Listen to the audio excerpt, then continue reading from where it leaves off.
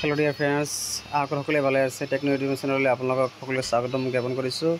আজি হয় যে এডিআৰৰ এইচএছ লেভেলৰ যিসকল পৰীক্ষাৰ্থী আছিল সকলোকে মই আন্তৰিক শুভেচ্ছা জ্ঞাপন কৰিছোঁ, যাতে সকলোৰে পৰীক্ষা ভালে কুশলে হয়, ৰিজাল্ট ভালে আহে।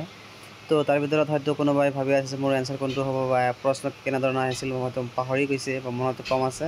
তো তাৰ বাবে মই কিছুমান প্ৰশ্নৰ উত্তৰ লৈ আপোনালোকৰ আগত হাজিৰ হৈছোঁ। আপোনালোকে ভিডিঅ'টো স্কিপ নকৰাকৈ সম্পূৰ্ণকৈ চাব আৰু লগতে যিসকলে মোৰ চেনেলটো ছাবস্ক্ৰাইব কৰা নাই সকলোৱে ছাবস্ক্ৰাইব কৰি ৰাখিব আৰু ভিডিঅ'সমূহ শ্বেয়াৰ কৰিব যাতে সকলোৱে চাব পাৰে। তো বলক পলম নকৰি ভিডিঅ'টো আৰম্ভ কৰোঁ। আজিৰ ফাৰ্ষ্ট কুৱেশ্যনটো হৈছে যে তলত কোনটো শুদ্ধ নহয়।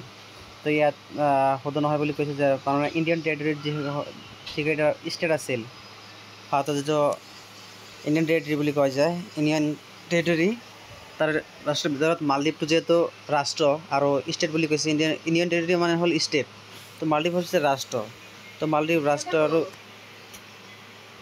আৰু ষ্টেটৰ মাজত খুবেই ডিফাৰেঞ্চ বেলেগ বেলেগ। ৰাষ্ট্ৰৰ অন্তৰ্গতহে ষ্টেট হয় বা ৰাজ্য হয়। তো সেইবাবে মালদ্বীপটো আমাৰ কি হৈছে ইয়াতে শুদ্ধ নহয়, ইণ্ডিয়ান টেৰিটৰীত নপৰে, ইণ্ডিয়ান টেৰিটৰীত নপৰে মালদ্বীপটো। তো নেক্সট আছে the great Barrier rift is located in which continent. Great Barrier rift is কোনটো মহাদেশত গ্ৰেট বেৰিয়াৰ ৰিফটো অৱস্থিত আছে? এইটো হৈছে অষ্ট্ৰেলিয়া মহাদেশ, মনত ৰাখিব অষ্ট্ৰেলিয়া মহাদেশ, অষ্ট্ৰেলিয়া কণ্টিনেণ্ট। বন্ধুসকল আৰু এটা কথা মই লগতে কৈ দিছোঁ, যিসকল হয়তো ইয়াৰ ভিতৰত প্ৰশ্নবোৰ চাই আছে, হয়তো কিবা অজানিত ভুল হ'ব পাৰে, মোক কমেণ্ট কৰি জনাব। এইটো হৈছে অষ্ট্ৰেলিয়া। নেক্সট কুৱেশ্যনটো হৈছে which is the power house of the cell. কোহৰ পাৱাৰ হাউচ বুলি কোনটো কোৱা হয়? মাইটকণ্ড্ৰিয়াক বুলি কয়। যিসকল মাইটকণ্ড্ৰিয়া দিছে মই ভাবোঁ সিহঁতৰটো কাৰেক্ট হ'ব বুলি আশা ৰাখিছোঁ। নেক্সট আছে who administers the oath of office to the president. কোনে ৰাষ্ট্ৰপতিৰ শপত গ্ৰহণ কৰে?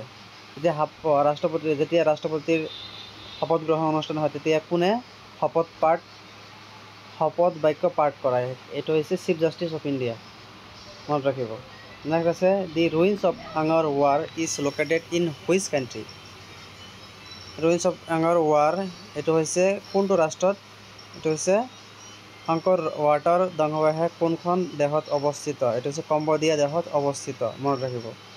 নেক্সট আছে which site is related to Indus valley civilisation.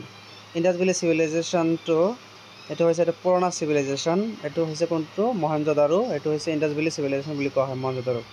তাৰপিছত আছে অলকাছা কোন দুখন ৰাষ্ট্ৰৰ মাজত অৱস্থিত? অলকাছা is located between in which two countries. এইটো হৈছে ৰাছিয়া এণ্ড আমেৰিকা যুক্তৰাষ্ট্ৰ, মানে United States of America and Soviet Union. মই এছ ইউ ডাইৰেক্ট শ্বৰ্টকাটত দি দিছোঁ, আপোনালোকে অলপ বুজি ল'ব বস্তুখিনি। তো আজি একেটাই আছিল প্ৰশ্ন উত্তৰ। আমাৰ নেক্সট প্ৰশ্ন উত্তৰ মই যোগাবলৈ আপোনালোকক চেষ্টা কৰি আছোঁ, আপোনালোকলৈ শ্বেয়াৰ কৰিম।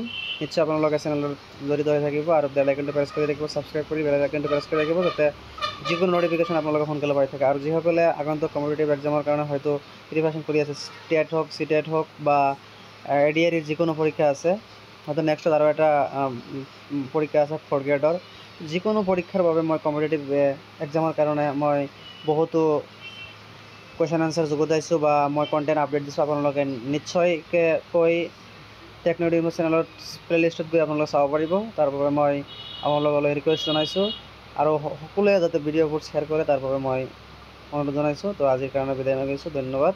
তো নেক্সট ভিডিঅ'লৈ হাজিৰ হ'ম খন্তেক পিছতে, ধন্যবাদ।